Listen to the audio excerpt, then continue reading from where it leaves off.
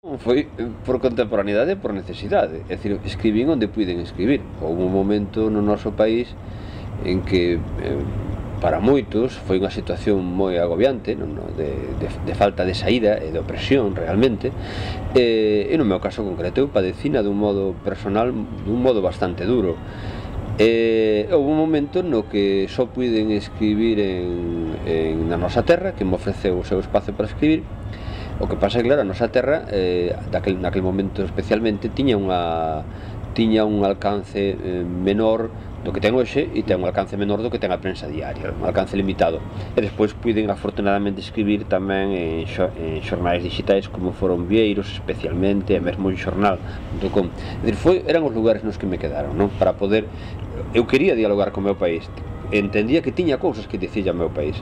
Entón, o que acontece é que o que fui publicando na nosa terra é realmente todo un discurso que no seu día non chegou a moita xente, pero era todo un discurso, era toda unha crítica desde un punto de vista de cidadán, non desde un punto de vista partidario, si ideolóxico, desde a ideoloxía da democracia e de construir unha sociedade, un país autocentrado, unha Galiza autocentrada, non? Pero era unha crítica daquela situación que estaba afogando a sociedade. Teño a impresión, e preocúpame moito, o camiño, a situación na que está o nacionalismo galego. Teño a impresión de que o ter conseguido acceder ao poder está sendo o horizonte, e o problema é que por debaixo non hai unha estrategia, non hai un obxectivo estratégico, non hai unha visión histórica de que habemos facer co país, non é como habemos facer co país, que Galiza é posible, non? Nesta España e nesta Europa, non? Iso en Cataluña si o hai. A sociedade catalana discute de que modo realizarse históricamente, non? De que modo ten que estar Cataluña na historia. Na sociedade galega eu que vexo é o debate político non hai. É todo moi ramplón e non hai debate político. Por que? Bueno, a meu modo de ver, vemos que o Partido Socialista de Touriño empeza a existir, non?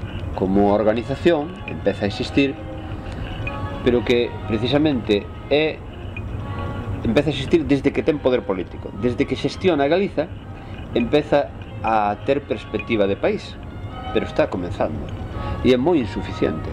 E por outro lado, acontece que o nacionalismo galego, do modo en que chegaron as cousas a nós, pois a relación coa autonomía é unha relación conflictiva, porque o conxunto do nacionalismo galego non participou na construción da autonomía, mantivo unha relación que foi evolucionando co curso dos anos, pero aínda hoxe non ten unha relación cómoda, non ten unha relación natural. Nunca máis a rebelión catalizou todas as enerxías. Viuse que había a potencialidade creativa da nosa sociedade era enorme, e incluso que a vitalidade, creatividade, a modernidade da nosa sociedade era enorme.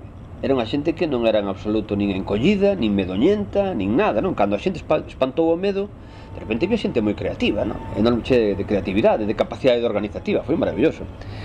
Eu o que lamento é que as forzas políticas precisamente estean por detrás da sociedade galega, é dicir, das potencialidades da sociedade galega, non? Porque, por exemplo, agora acabamos de ver un fenómeno curioso, moi interesante, que é o da selección española.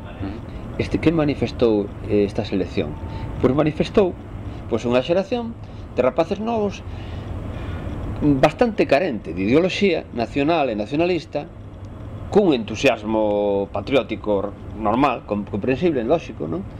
E que abren esperanza dunha sociedade, dunha España menos sectaria, non?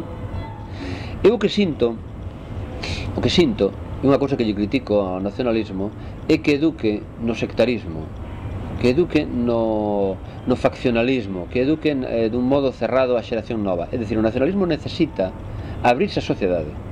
O que non pode pretender é meter a sociedade dentro da súa cultura, porque ademais é unha cultura que ten que revisar, ten que actualizar.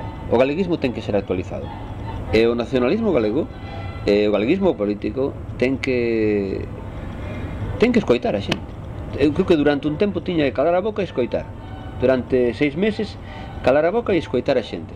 O problema neste momento é que os galegos ven ao BNG, que é o galeguismo político existente, como un instrumento reivindicativo. como un sindicato que vale para presionar ante Madrid, pero non como un proxecto nacional no que se puede haber identificado todo o país, que eles se sintan dentro. Se algo creo que hai no libro é a reivindicación da cidadanía, é dicir, do cidadán como suxeito de soberanía, e que eu digo que a base é o cidadán, a persoa individual, o cidadán, a cidadá, mas tamén que somos os cidadáns quen construímos legitimamente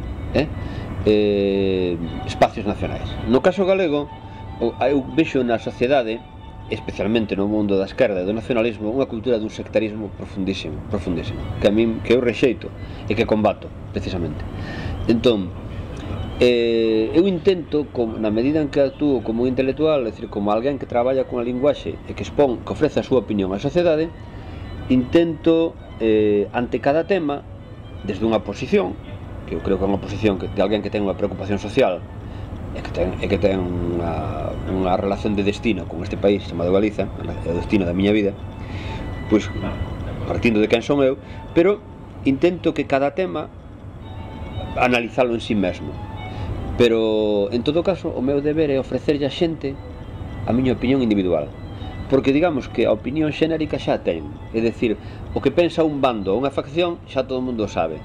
Eu intento ofrecer unha opinión individual, rabiosamente personal, por así decir.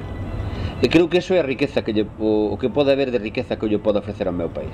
Entón, como me sitúo políticamente? Bueno, pois eso non debera importar a hora de ler cada texto. E de feito a mí moléstame moito, entristéceme máis ben, non me molesta porque estou afeito, pero entristéceme cando a xente lee e di, isto é uns din, este é bloqueiro e tal, del bloque, outros din, este é socialista. Bueno, a mí pareceme un xeito miserable de ler unha opinión que exposta con toda a honradez que podo, en cada momento, non? Pareceme unha reducción miserable. En Cataluña diríache que podería ter votado en distintos momentos ata 3 partidos distintos, pero probablemente me podía sentir no PSC.